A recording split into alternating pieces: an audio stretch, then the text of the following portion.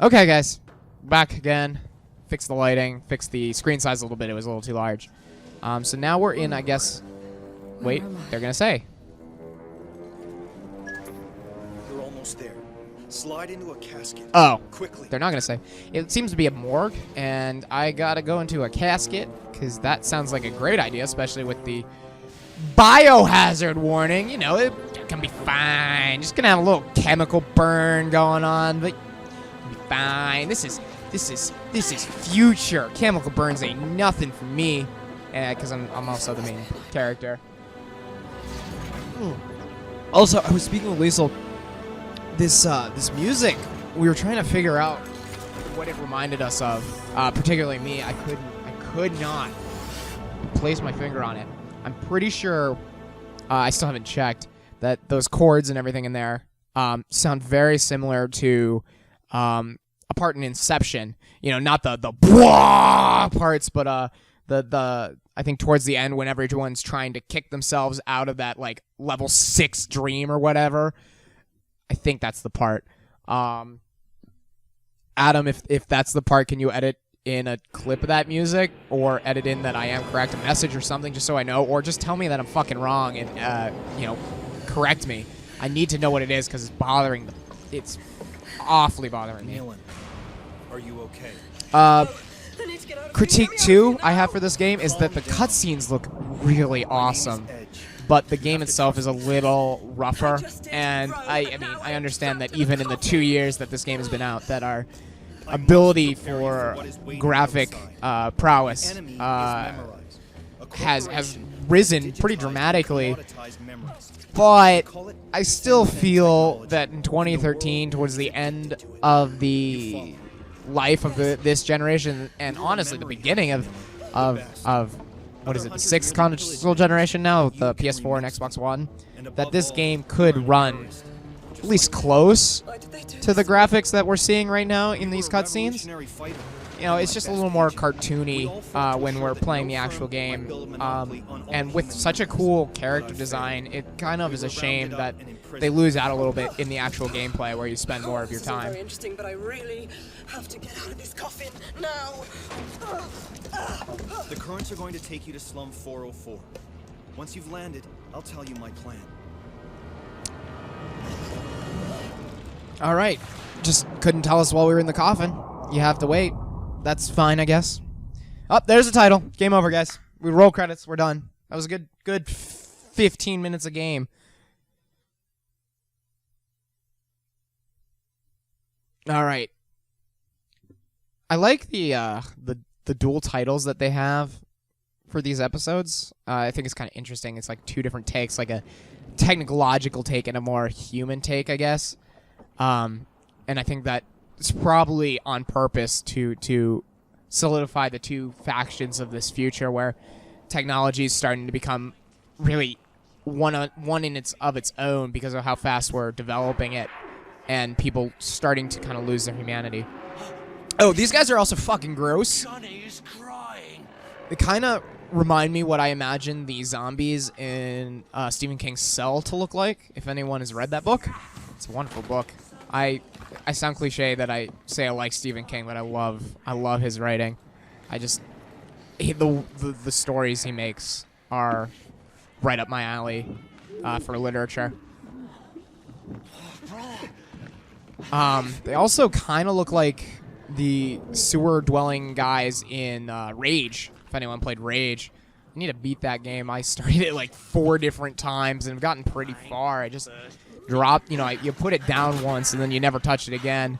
It's like a huge issue that I have with games, that I'll start and I'll get pretty far and then I'll put it down for like a week and then I never end up getting back to it, and the next thing I know is like 4 years. Look, I knew us. It actually happened with Skyward Sword. You know, I started it as soon as it came out in 2011. Got to like I got to the Fire Sanctuary, which is one of the last dungeons, and then just stopped playing. And I didn't even pick it up until the beginning of this summer in 2015 to date myself in this video. I finally beat it, and it felt good.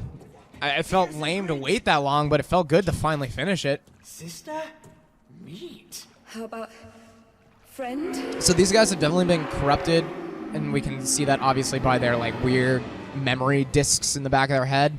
But I think they're just the people who were supposed to be killed in the coffin thing, cryogenically frozen, chemically burned or whatever. I don't want to fight you. And survived, and so now they're these weird sub-dwelling creatures. And now we have a nice tutorial as it teaches us combos. This combo system seems kind of cool, but I don't really know how to use it yet. Lisa and I were trying to figure out, and we could not for the life of us figure it out. Can I unlock this one too? Okay. Because it gives you this first combo basic anyway, so nothing to worry about at that point. It's when it starts letting you change button combos. I think basically what it... The kind of selling point is that it wants you to build your own combos with your own button choices, which is a really cool idea. But it's not very clear on how to do that, especially when the first combo it asks you to make is straight up just square 3 times. I mean, it's like, hey, we want you to build up your combos, but the first 3 you only have 1 or 2 buttons to choose from anyway, so it's not even that important. Leapers. Miserable cast-offs left to rot in the depths of Neo-Paris. Miserable. Monstrous, more like. They are the abandoned children of our Sen age. There you go. There's an explanation of what they are. But cast as shadows of our shame. Oh, and it's Something you we or are me, meant to fear. Edge. By the way, Another if you took justification for the hero's cause. me out of it, Who's there? it would be is human like me, not human like I. So when you put another person into it, you don't change me to I. So it's you and me, not you and I. There's your literature lesson of the day, because I am a grammar Nazi, and I try to think I'm not too bad, but that's like one of my biggest pet peeves is when people use I instead of me. It is not correct. Okay. Our society has messed it up so long that they have kind of deemed it correct, but it is not right. Start by climbing out of this dump, and I'll give you directions. So another thing I noticed about this game that I think might have been a little bit of a shortcoming is it doesn't really know what game it wants to be. You know, it almost tries to be a hack and slash kind of brawler, because every time you fight enemies, it's like in a very set up stage, and you're just wailing the fuck on them. But then it's also like, hey, look, we're Assassin's Creed, and we're doing free running, very scripted free running, but free running nonetheless. And I gotta say, as a character who not only just came out of a very traumatic experience and then had to be stuffed into a coffin for who knows how long, Edge. I don't feel like it's very realistic this for me to be Tommy so agile right He was away. your closest friend, a former memory hunter who's still faithful to our cause. His bar is in a cargo hull over the canal locks in Slum 404, the leaking brain. You can't miss it. So yeah, we're a memory hunter, but we have forgotten that, obviously. So the what they're trying to do is get me to meet up with people that I used to know to help me figure out who I am. And then these things are spread out across the world. They help you kind of... It's the lore of the world, you know. They're like newspaper clippings, blog posts, and stuff. They seem to be really interesting. I haven't had a chance to read any yet on my own, but, you know, I'm sure you can find them online if you're curious as to the story, or a deeper story behind it. Another critique that the... what is it? What am I thinking of? What are they called? Oh my god, my brain. The critics. That's the word. Woo! Another critique that the critics had was that Neo-Paris, the backgrounds, look really interesting, and they wanted to explore them, but you never get to. Like I said earlier, it's a very, very linear game, and it shows in the fact that you don't have paths of choice, and you don't get to go and see these cool places.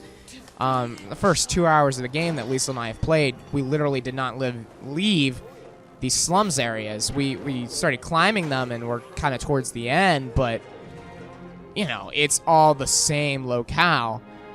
But it's a cool locale. I have to give it that, because it shows kind of where our society could head if we focus more on technology and less on upkeep of things, because that's definitely what it is you got to find that good mix of advances, but also oh, I didn't do this before.